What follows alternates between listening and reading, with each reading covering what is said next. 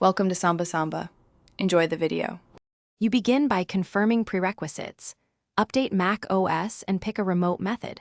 Open System Settings and enable screen sharing or remote management. This grants access and sets permissions. Once done, add specific users or allow all network users, then set a strong account password.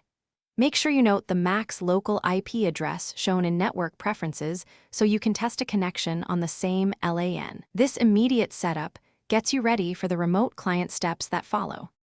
You now configure the client. Install Microsoft Remote Desktop for RDP-compatible Macs or a VNC client for screen sharing.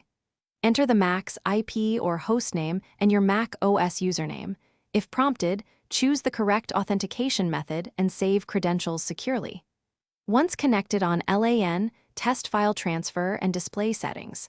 For remote internet access, set up an RD gateway or configure your router to forward TCP 3389 to the Mac's IP, but only after creating firewall rules. You finish by locking down and optimizing the session.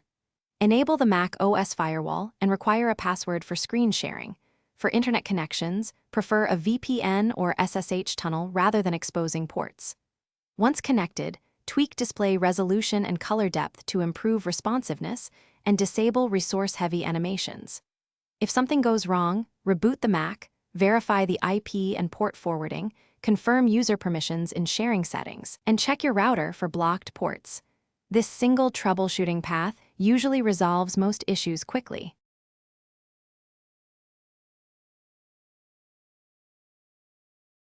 Thanks for watching.